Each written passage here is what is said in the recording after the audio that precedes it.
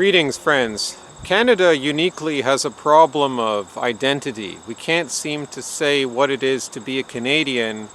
This was a problem even before mass immigration really took off in the 1980s, because we had the Anglo-Canadians and then French Canadians who had probably a stronger sense of identity than the Anglos, and then the Indigenous who either tried to keep on to their traditions or completely collapsed into alcoholism and terrible life on reservations and otherwise insignificance on the broad scale because they were completely dwarfed by the other waves of immigrants and population increase of English Canada and to an extent French Canada.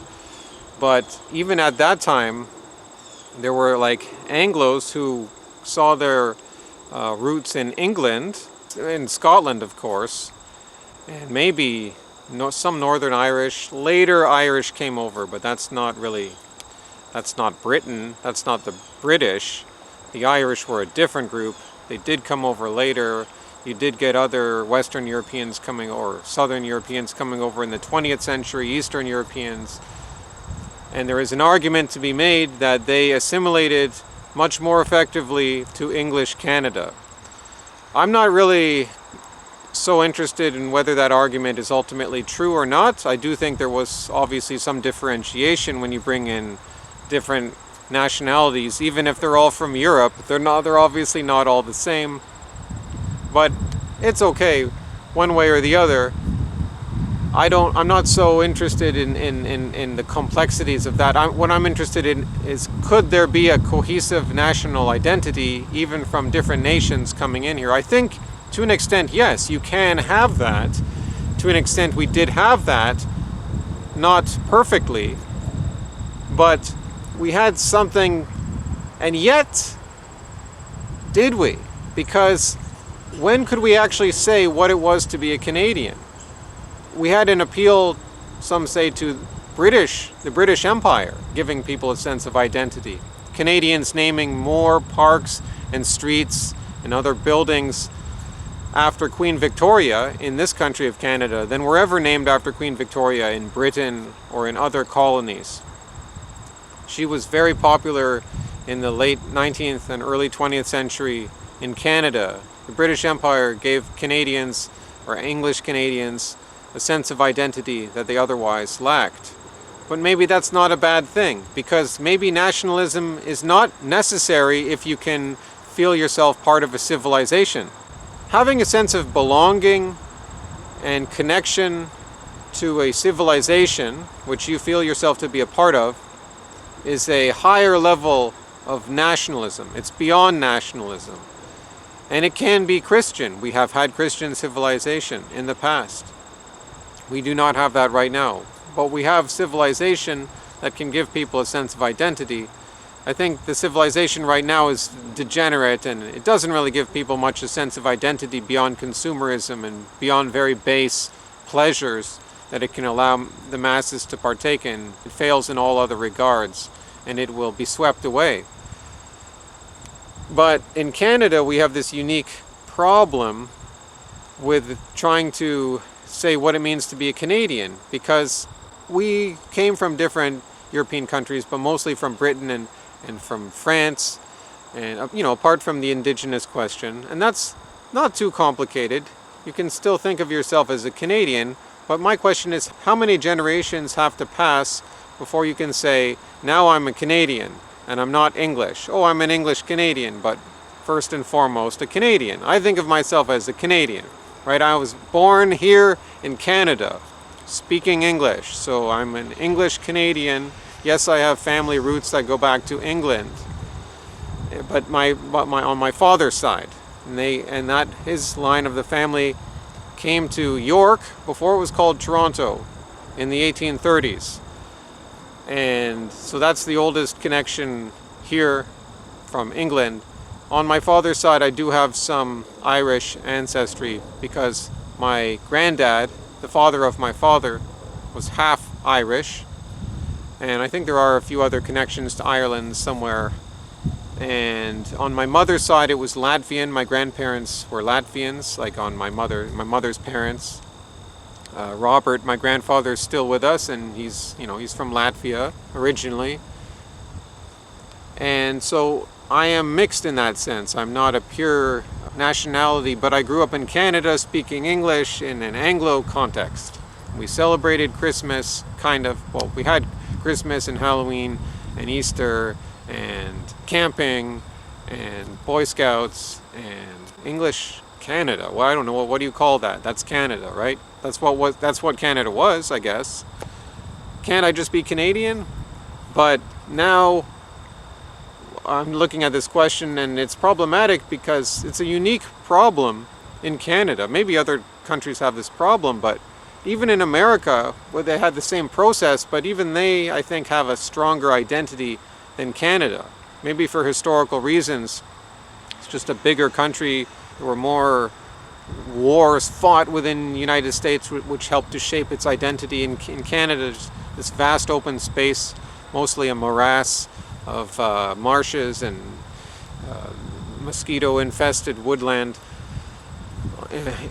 insufficient for supporting much of a civilization. It's a very rugged place, Canada. Maybe that's why we can't have much of a civilization, because we don't have the place to have a civilization. We just have a few major cities which have been overrun by countries from the developing world who are welcome in here and brought in as economic labor and for political reasons as well. So this is the situation of being in only an economic zone and having no identity, but that's just a further development of this already evident problem in our preceding generations of our fairly young country, that we seek to establish something in the wake of the Protestant Reformation being settled mostly by English Canadians, although the Catholics the French were the Catholics. And now we can't even keep up our population numbers apart from immigration. We have a spiritual crisis, in other words, of the family, and this is a crisis of civilization, the lack of a civilization, the disintegration of one, the carcass of one. This is what we live in the ruins of. That's not to say that good things can still happen and we can be part of new things, but the old Canada doesn't really exist anymore in a meaningful sense. The Canada of the 1980s when I was born, that's gone, for better or for worse. Maybe that's sad, but now we have to move on from that. But we can recognize that we do need to belong to something. What is going to hold us together as a civilization? Of course, for me, that's orthodoxy. That's our heritage, which does connect with Western history, but it goes beyond that. It goes to something at the very root, which is your religion that has to inform your culture, and then that informs your politics. I just wanted to point out it's a bit of a double standard when you can say that, well, you're English, you're not really Canadian, you're English. If someone were to say that to me, which someone from my church said this to me, they're great. I'm cool with them, but we saw things a bit differently. And I was saying, sure, yes, I'm English Canadian, but how many generations have to pass before I can say I'm Canadian? Germans are German, they're from Germany. English are English, they're from England. Americans might be American, yeah, they're American, right? Canadians are not Canadian. No, Canadians are English Canadian. Maybe not everyone sees it that way, but some people see it that way. And I half agree with them, and of course half disagree with them. It's not quite that simple, but there is a real problem here. But at the same time, the other side has to recognize that after a certain point, you should be allowed to say that this is now a people. Now, I don't know how many generations have to pass. I don't know what exactly has to happen, but there has to be something to tie that people together. There has to be common morality.